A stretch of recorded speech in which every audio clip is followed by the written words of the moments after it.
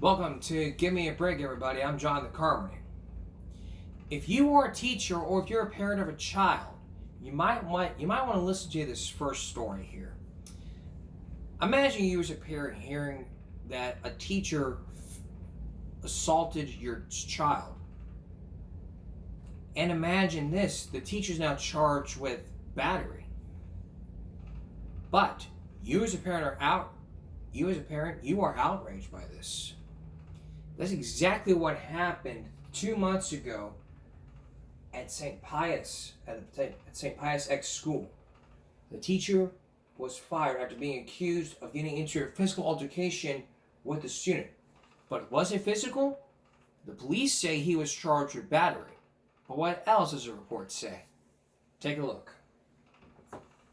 On December 12th, Albuquerque police received a call at St. Pius High School, a call about a fight between a student and a teacher. When officers arrived, they say band teacher Keith Jordan and the student were waiting in separate offices. Jordan had a black eye while the student had a scratch on his hand. According to a criminal complaint, Jordan says several students caused a scene during a movie, making noise and shining bright lights with their iPads. The complaint states Jordan took one of the student's tablets, flung it against the wall, then grabbed the student by the collar. The teacher reportedly admitted to telling the student, quote, "If you don't quit, I'm going to beat you into the ground."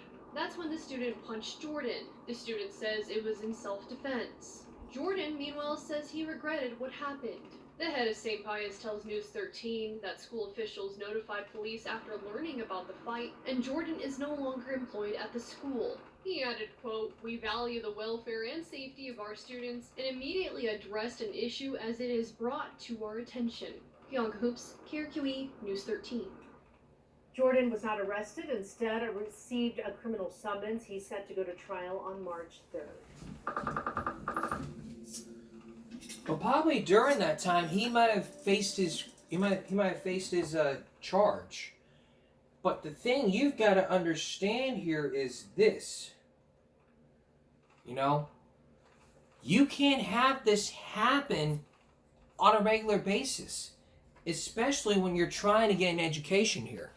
Just lower you down a bit there. There we go. Mia. Okay, one more time here. Mia. Move you a bit here. There. I know what you're trying to do. I know, you don't like this child, but the thing that you understand here is this, Excuse me for a second while I'm going to talk to you guys while I'm tucking my shirt, sorry. I know, but if this was me dressed up as the principal, like this, how it would go down, if I was one of the witnesses in court, this is how I would dress. I'd be dressed like this. No holds bar, shirt and tie. No holds bar like this.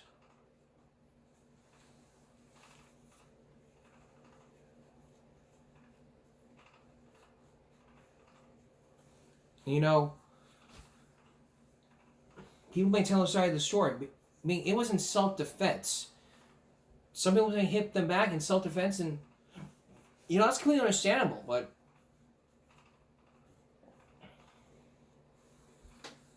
going to trial lawyers, the jury might not even understand. This is where for the jury may side with the child.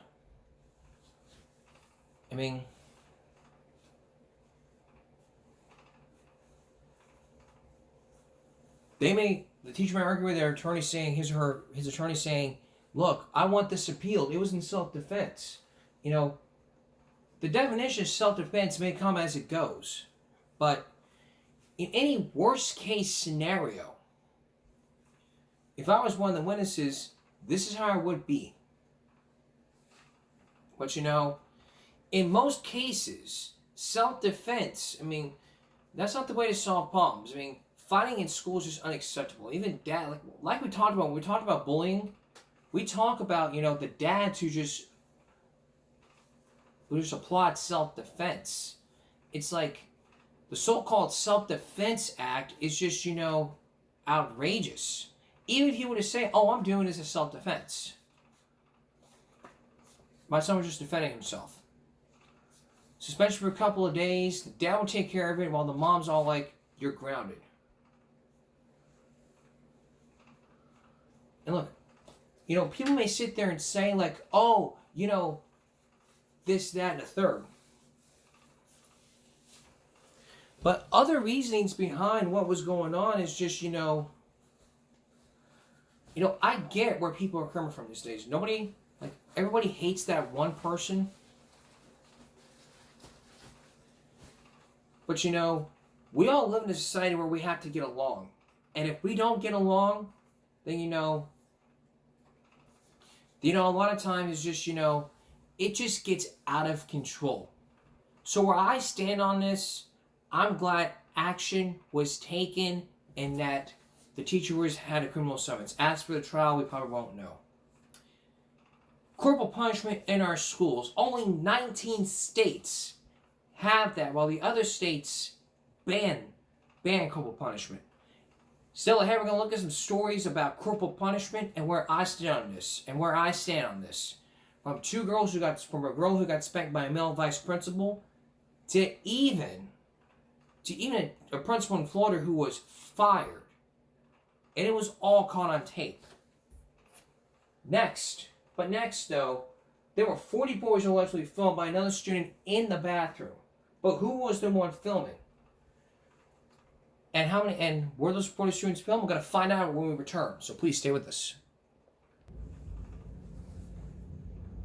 Over 40 boys were being videotaped in a school bathroom.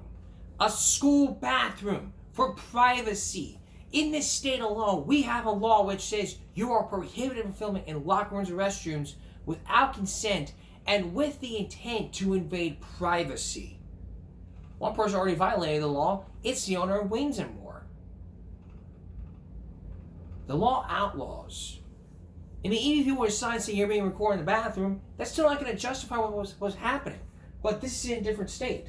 So, let's take a look at that altercation between a reporter and a school board member. Do you guys actually have a comment on the Freedom incident, on the allegations of the boy recording in the bathroom? We have. So that was a district spokesperson, and even though he said he'd sent over information, we had not received anything. Sources telling 7 News a transgender student at Freedom High School is accused of filming boys without pants or underwear on in bathroom stalls. Those sources add that there are more than 40 victims over 3 years, but the school did not notify parents until roughly 2 weeks ago when the principal sent an email. That's a timeline very concerning to LCPS parents. I did not know until just now that the school knew about it. If that's the case, that's really bad. That's, the school protecting the wrong party. Now, 7 News also spoke with an attorney who believes that the district could face legal action from parents under Title IX. Now, the Loudoun County Sheriff's Office is also investigating these claims, and if we hear anything from the district, we'll make sure to pass that along to you. For now, reporting live in Chantilly, I'm Liana Golden, 7 News. Well, Loudoun County Public Schools is currently being investigated by the Education Department for its bathroom and locker room policies. Right now, the district lets students choose which ones to use based on their gender identity. The DOE claims this violates Title IX. Now, the Loudoun County Superintendent, Dr. Aaron Spence, has been called to testify on these policies before Congress next month. 7 News will let you know what comes out of that hearing. Well, next we go to Loudoun County, where the Sheriff's Office tells 7 News that they're investigating unlawful filming of kids in school bathrooms. 7 News reporter Nick Minot broke this story for us on WJLA.com yesterday, and he's been working on this story for weeks now. He joins us live from Loudoun County. Nick, what else are you learning about these accusations? Hey Scott, right now I'm outside of Freedom High School in Loudoun County, and multiple sources tell me this has been going on for 3 years, and the school knew about it. A Freedom High School student is accused of recording boys without their pants and underwear on while they were using the bathroom at school. Multiple sources tell me the student is transgender. My sources add this student has been using a phone to record naked boys underneath bathroom stalls for 3 years. More than 40 victims are involved, and school administrators have known about the situation for much longer than the school is letting on. It's heartbreaking. It's heartbreaking. Christina has 2 boys who attend Freedom High School. She told me she learned more about what was going on from 7 News' reporting Monday afternoon than from Loudoun County Public Schools. I read about it's been going on for 3 years. I did not know until just now that the school knew about it. If that's the case, that's really bad. That's, the school protecting the wrong party in this case. The school principal sent 2 emails to parents, one last week and one at the end of April. But the emails don't mention all the details from 7 News' reporting, such as there potentially being dozens of victims and how long this has been going on. Instead, the email said in part the school was aware of a report alleging that a student recorded another student in the bathroom. Loudoun County father and attorney Ian Pryor told 7 News LCPS could face legal action from parents and students. Are we to believe that this kid was getting away with it 40 times and only on the 41st time it was reported to school administration? Look, LCPS has lost the benefit of the doubt. And I think we really need to know, what did they know? Had there been complaints before and they brushed it under the rug? I mean, this is seriously concerning. This is a Title IX issue. If the school system acted with deliberate indifference and allowed this to continue to go on, there are several students that could have causes of action against the school under Title IX.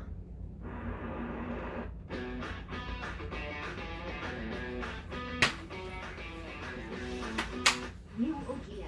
Why wait 90 days? Click into growth.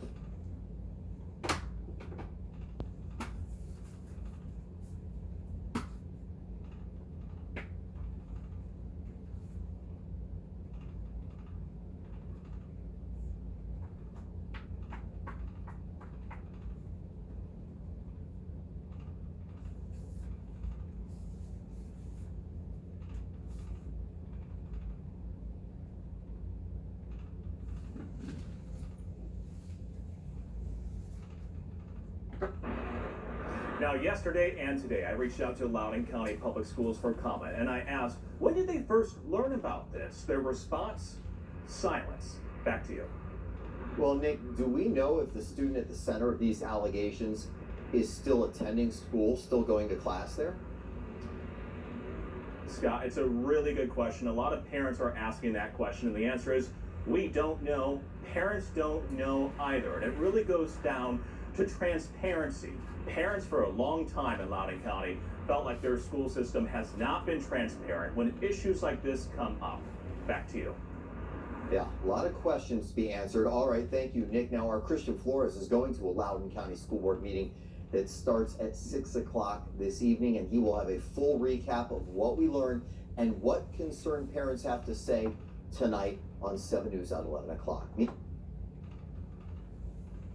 I know there's a lot going on with this story. We're going to take a break here. When we come out, we're going to have more of this story. And later on, corporal punishment in our schools. Stay with us. I know from your parents watching this story, there's a lot of anger here. There's a lot of people that are frustrated. There's rage going on. But there is a solution for this. Alyssa Lamb, make the school do some dishes. They want to film them. They want to make these kids film over 40 kids and sweep on the run. Get the dishes. Make them do some dishes. You got dishes going on? Oh, we got 50 more? Lamb, get the dishes ready. They're getting me double. Get the dishes. Get the dishes ready. Oh, forget the dishes, Lamb. They're suing them. Carry on. But in all seriousness here, there's a lot of rage. Your parents out there are angry about this. And people are being understandable. This was like a week ago. And clearly, if something like this were to happen in this community, everybody would be angry.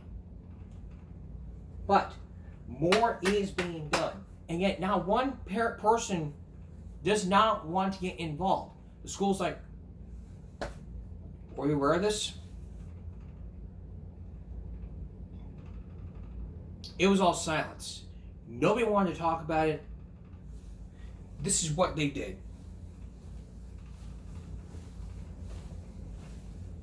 That's what they did. Swept it on the carpet. We don't care.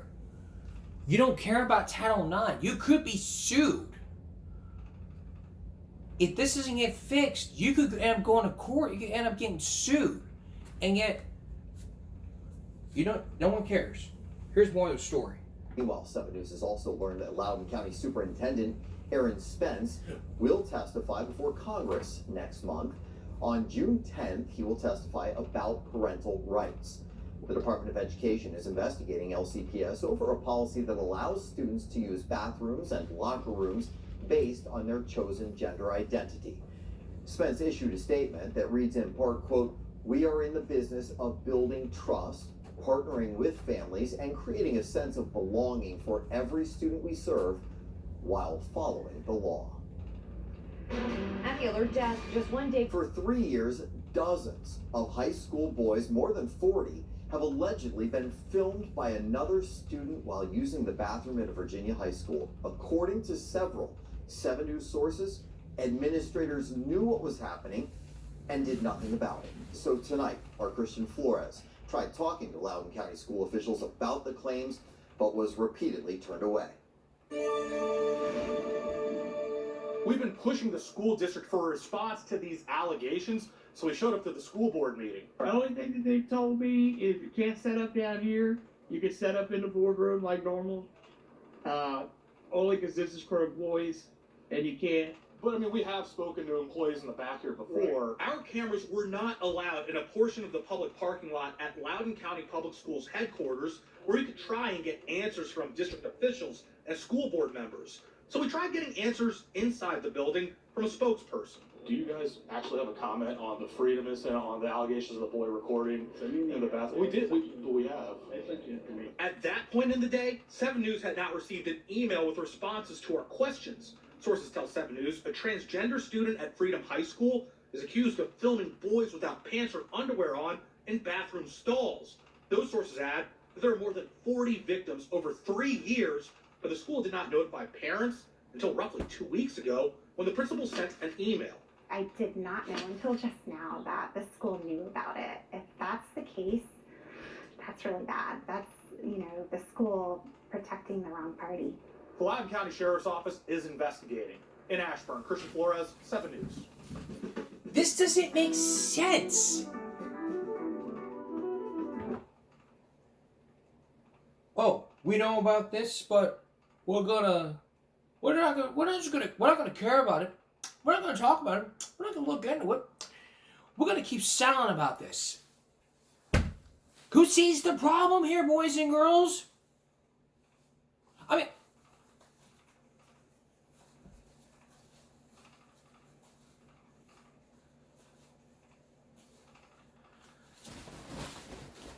would you film me without a shirt on? Would you? Would you even film me without a shirt on? Hairy body. Would that happen? Absolutely not. Abso-fucking-lutely not. Because it is very, very inappropriate. And if I would do some shit like that, I would probably get myself in a lot of trouble here. Would I? Exactly. And does everybody care? No. They knew about it for 3 years and decided to do nothing. I mean, it's 2026. Are we going back to the dark days of public education? Yes. Yes, we're going back to the dark days. The dark days to where women were dress coded. The dark days. Those are days where women were dress coded for various reasons. Nobody cared and fights were happening. No one cares. It's all about cover-ups and sweeping things under the carpet. You can't do that.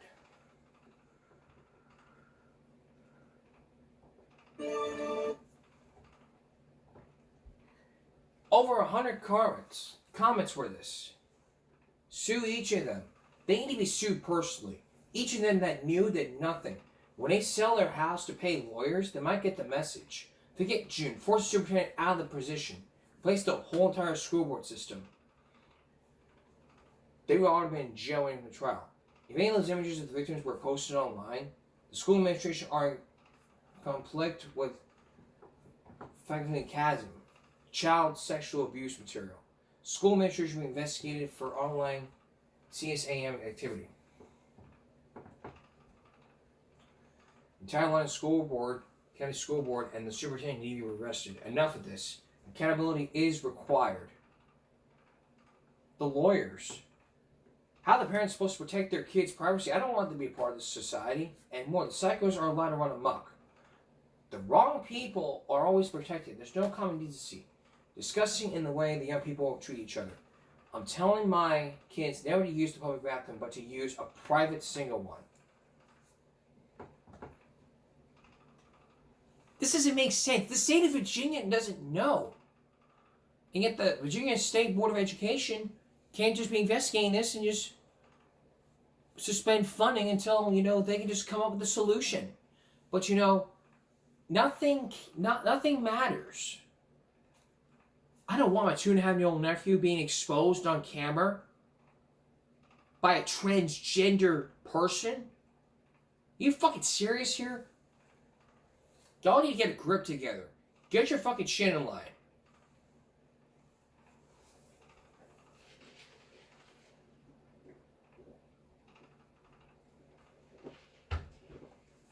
Y'all know about this for years, and yet y'all decided to stay quiet, not talk to the parents. Cards upside down. But you, on the other hand, all want to sit there and say, okay, we're just going to keep quiet about this until we can figure out something. You knew about this for so long, man. You decided to keep quiet because you don't give a shit. You're about to give a lot of shits to a lot of parents. They pay your taxes, and yet you don't want to tell parents nothing. And yet the media has the right to know. The Freedom of Information Act needs to be addressed here. And yet the parents have a right to know. They pay their taxes, and yet they deserve to protect their kids. So what else is new here, boys and girls? I don't know. I don't want to keep covering up. Well, maybe you should change things up, bitch.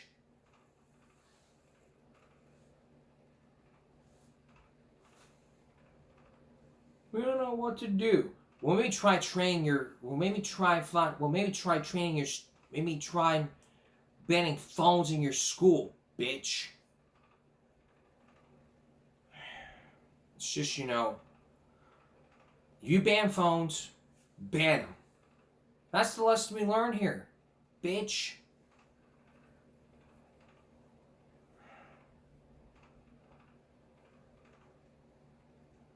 I don't even know what to say. We're about to end our season 9 finale in a couple weeks. And I have never dealt with a story that made me more frustrated than this story. Oh my God. You know what? If I could talk to Lexus Green, I would have her fill in for me. Fill in for me every Wednesday. She could take over this show, and she'll do better than I do. Because I've dealt with a lot of shit on this show for 9 years. And believe me, we dealt with a lot of shit on our broadcast.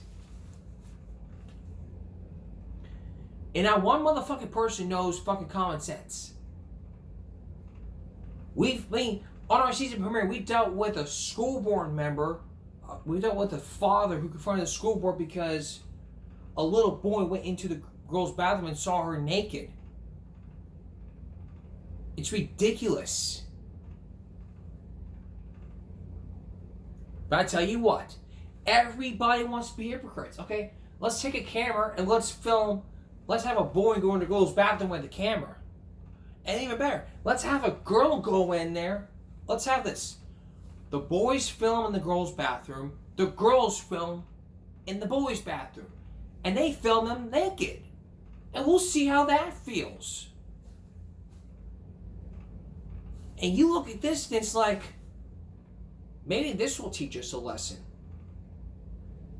Will it? Well, maybe you should have thought of that if you went ahead and learned it years later, bitch.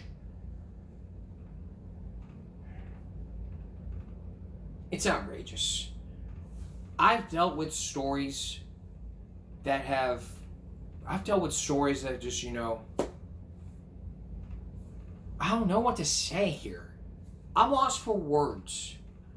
I could just end the show right now, or deal with the next half hour, do a second half, and it wouldn't even make a fucking difference. But what I'm seeing here is what's left of me is just, rage. I'm really pissed about this. It's been 3 years, and now they were aware of this, and they didn't do a damn thing, but kept quiet. Well, the person who decided to keep quiet needs to be fired. Even better. If true, that student is a predator and needs to be arrested and made to serve time and sent him as a defender. Absolutely disgraceful. I feel badly for the sense of violation those boys will feel if, when the evidence is reviewed, and we'll find out they were filmed. There are laws, and yet nobody cares. We'll keep looking into this, and I'll let you on our future broadcast, so we'll let you know what happens. Up next, corporal punishment in our schools. Stay with us. You know the old saying, spare the rod, spoil the child? It means you're in favor of spanking. Corporal punishment in our schools. 19 states make it legal for schools to spank their kids. But in the meantime, some schools don't allow corporal punishment. The state where some states, like I said, 19 states have corporal punishment, while others don't. Make it illegal. But if in Texas, schools can choose whether or not to have corporal punishment. So let's take a look at this story that happened over 10 years ago. To where a student was suspended for cheating on a test, and then she got PAL. But first, we're gonna ask the question: should spanking still be allowed in schools? So let's take a look. That's not going to be part of the thing here. But like we talked about, 19 states. Texas is one of those states that allow corporal punishment. So over 10 years ago, there was a case involved of a male vice principal who spanked a female student. Now, in this case here, the superintendent proposed getting rid of the same-sex policy. And I think I have that video. I think I have it on here. I think I have the video on here. It is here somewhere. I'm going to find it. Let's see. Facebook. No. Let's see. No. No.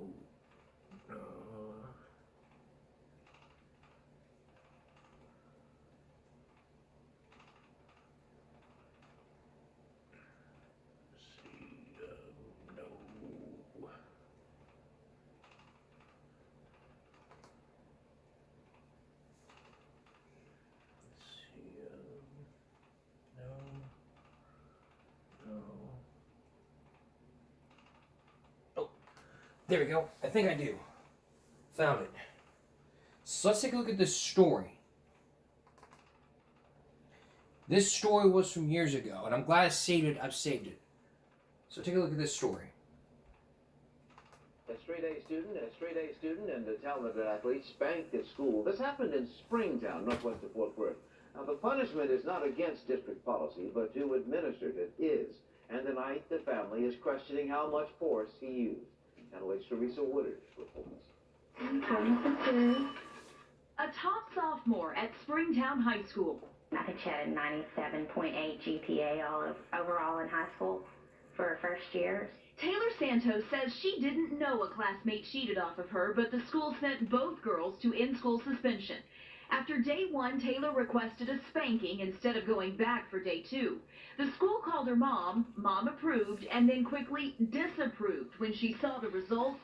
And it was bright red, like bad. It looked almost as if it had been burned and blistered. It was so bad. And learned who held the paddle. I came unglued. A woman was in the room, but a man swatted Taylor, even though district policy clearly states corporal punishment can only be administered by an employee who is the same sex as the student. I still have welts on me today. Taylor and her mother showed me photos we cannot show on air. Her bottom was red, and there were visible welts. He used too much force. Springtown superintendent said the school might have made an error, but we've learned the superintendent is now suggesting the rules need to be changed to allow for what happened.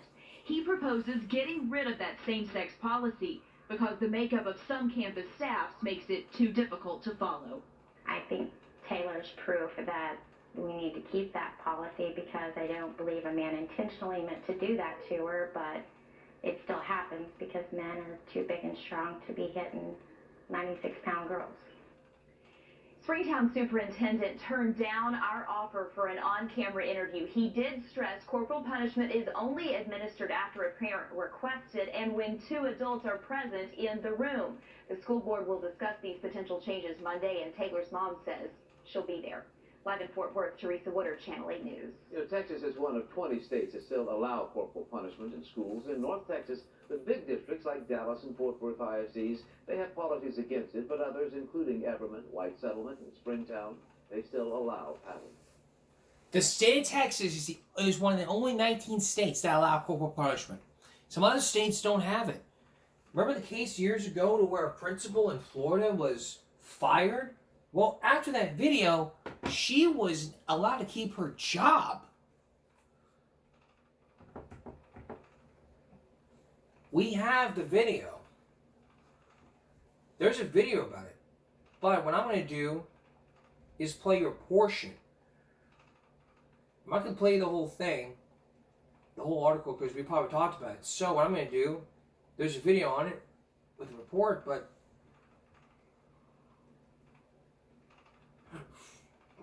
here's a portion. We're tracking another story in Hendry County tonight. Also,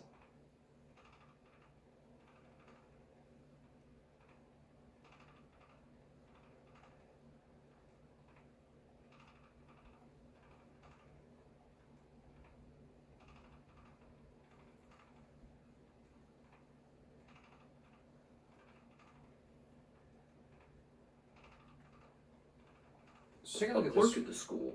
Hope. Let's take a look at this video. No, put your hands down. No. Small portion of the video. But I want to stress to everybody, this has been going on, and it's in the state of Florida. The state of Florida should not be doing some shit like this. If it happens, ban it. Bottom line. Take a break. Be right back. Now on to a legal battle here. This is all about our city. Our mayor. The mayor of Corpus Christi, Paulette. She's facing legal issue now regarding our water supply. The battle still continues on. The federal court is hearing it, and by the end of the week, we could decide what goes on. It could be another Bill Clinton scandal, but could it? The battle continues on, but legal issues have been used. But what else is going on?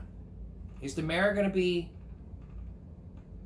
Is the mayor still going to be mayor, or we'll know by the end of the week what's going to be going on. So, here's Josh Maxwell.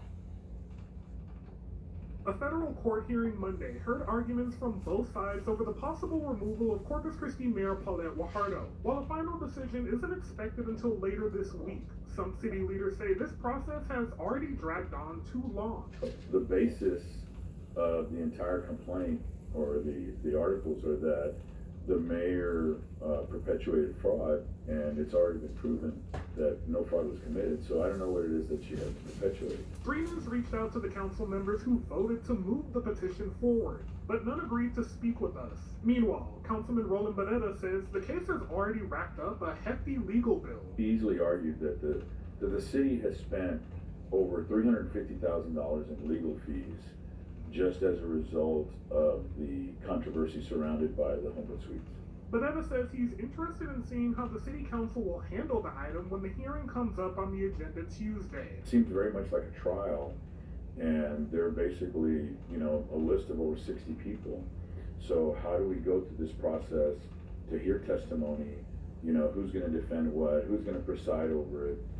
Typically the mayor pro tem would do that. Barrera says as the city faces an impending level 1 water emergency, the council should rethink its priorities. That keeps us away from doing all the research, from staff negotiating, from getting us to a point where we're making decisions for the public to be able to preserve our situation with water.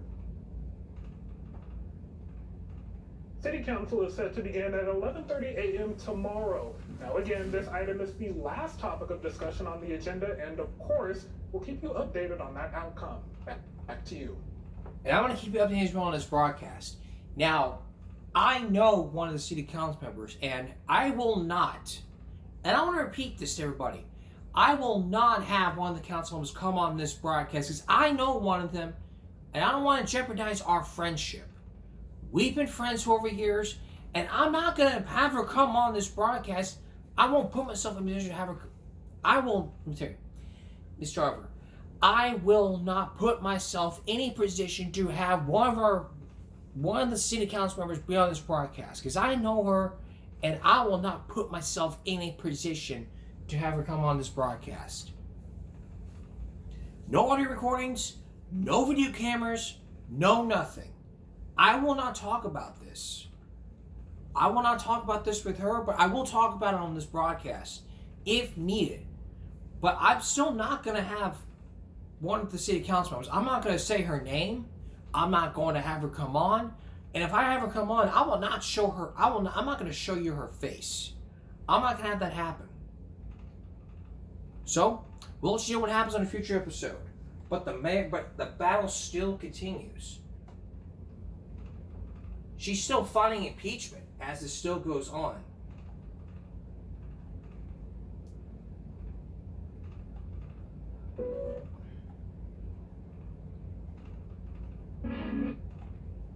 Corpus Christi Federal Court was the stage for a political tug-of-war that argument for an injunction is primarily based Here's Drew Bishop. Corpus Christi Federal Court was the stage for a political tug-of-war that's been hanging over the city for months. I'm Drew Bishop, and I'm talking about the citizens' petition calling for the removal of Mayor Paulette Guajardo.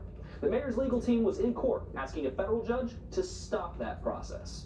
In Monday's injunction hearing, there were two sides. The mayor, which is the plaintiff, and the city, which is the defendant. The plaintiff's argument for an injunction is primarily based on two things: the witnesses who would be called to testify in an impeachment hearing, and the city charter. For starters, the mayor's legal team argues that the 2024 vote on the controversial hotel tax incentives included 4 current city council members who voted yes. The hotel tax incentives vote is important because it led in part to the removal petition. The 4 council members are Roland Barrera, Gil Hernandez, Sylvia Campos, and Everett Roy. Those council members are not only potential witnesses in an impeachment hearing, but also the judge and jury for that hearing. The mayor's attorneys argue that's a violation of due process. The defense counters that there shouldn't even be an injunction because procedures and witness lists haven't been established. That should happen at Tuesday's council meeting. The city also argues that city council has nothing to do with starting the mayor removal process, that it started from a petition signed by 5 citizens. The plaintiff's second point for an injunction references the city charter.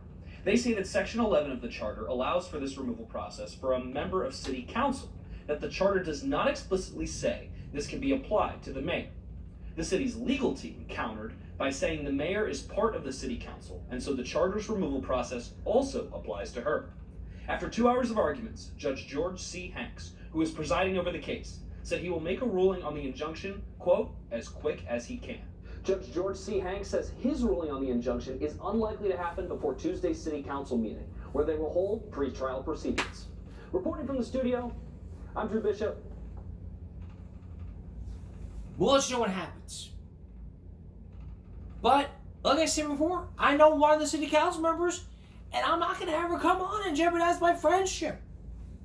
Line I draw, but will not cross. I'm going to talk about this, but I'm not going to cross that line. I'll talk to her privately, but I'm not going to cross that line.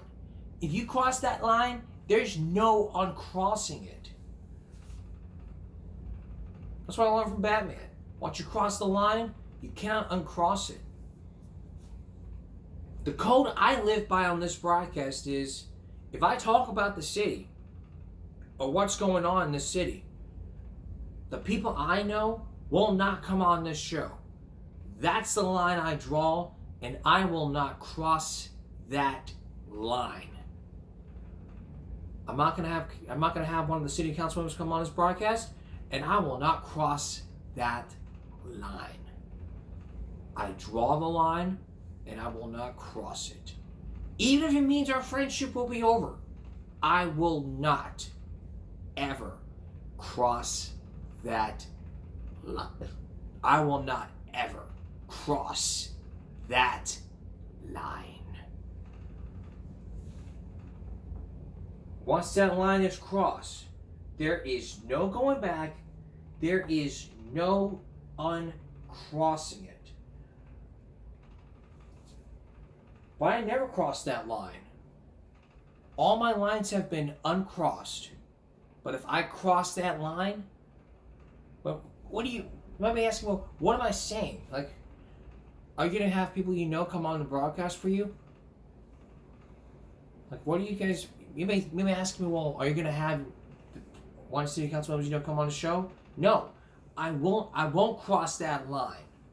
But how is you gonna know the answer? Now that's crossing some sort of line, but I will not cross the line, period. But like I said before, we'll keep following this story, and on our next episode, and on a future broadcast, we'll let you know what happens. We're gonna take a break. We'll be right back.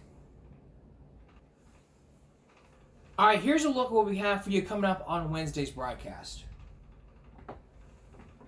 With 36 murders under his belt, Anthony Casso is behind bars for the rest of his life. Nothing to do but dream about what it was like to be America's most feared mobster. It's better than being a Hollywood star. No matter where you go with your family, they don't know what to do for your people. I mean, don't get me wrong, they know you're a gangster, they know what you are. They go all out for you. Like go to restaurants, you don't wait online. They'll get you a table right away. So why did these people treat you that way? Because they knew I was with organized crime. They knew I was a mafia member. And a mafia member he was. The most feared gangster. That's coming up on Give Me a Break Wednesday. Now it's time for tonight's viral break.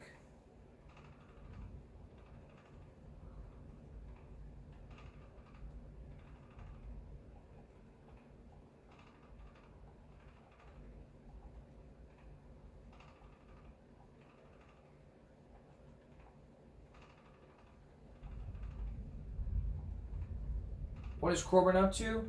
Well, let's check out a pink toilet. Replacing my parents' toilet with a pink toilet. Last year I got my parents a gold toilet, but my mom hated it. So since weeks. Mother's Day is coming up, I decided I'd get her a pink one. What the fuck is that? A pink? Come on. Could have just got her flowers or something. Oh, yeah. I don't give a shit, man. Pink the whole bathroom pink. You know them shirts that say real men wear pink? Real men shit in pink toilets. This is like punk rock. MGK has one of these in his house. I guess like the gold toilet. It's the same toilet. Bring the gold toilet back then. Father's Day we'll get the gold. That's what I'm talking about.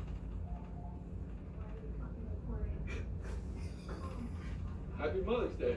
Happy Mother's Day. I don't want a toilet. It literally matches your look at it. Pink toilets up 1988. Gonna carpet the freaking floor too, like they used to do. What do I care? It's perfect. I freaking love it. Thanks. Shitty Mother's Day. Yeah, make the whole freaking masterpiece. As long as it's Oh, you don't care? No, why would I care? Just do whatever the hell you want anyway. What's the point? Throwing my parents. Wait, if I Throwing my mom a surprise Mother's Day party. Since I'm usually always making Almost 5 million views. I wanted to Active. go over the top this year with a Mother's Day gift and make her feel special.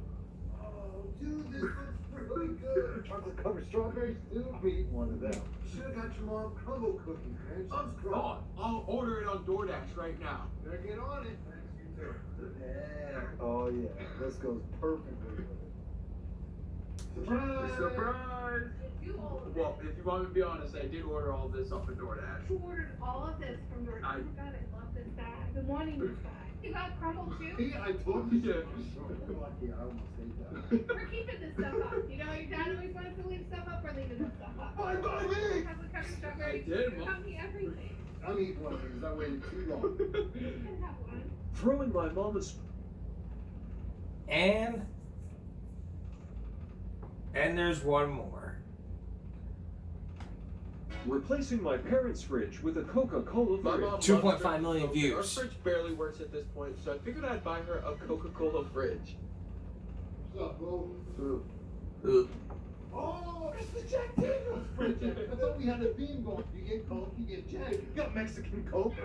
Yeah, still need the Jack. Call your mom right now and tell her to get a gallon of Jack. Gallon? Yes, a gallon. You see how much Coke we have? This is actually a lot nicer than the other one because the other one's got a lot of dent in it from my asshole side. You know what I'm talking about, right? You need to paint it right down the center. Jack Cola. It's our own brand. Did you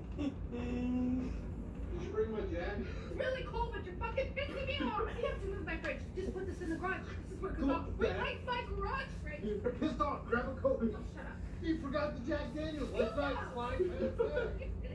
I'm glad you like it. Put it in the garage. I needed to. And is this my Coke for my fridge in the garage? Have a Coke and a smile. Yeah. Does it really matter whose Coke it is? Replacing my parents. That's what Corporal's been up to. And that's all of his edition of Give Me Money going Tuesday. See you again on Give Me Wednesday. Bubba's here, YouTube, and give me a break. Stop bullying, speak up, concentration, not strength. No jaywalking. Take care of yourself and each other. Good night. Oh, good timing. Have a good night.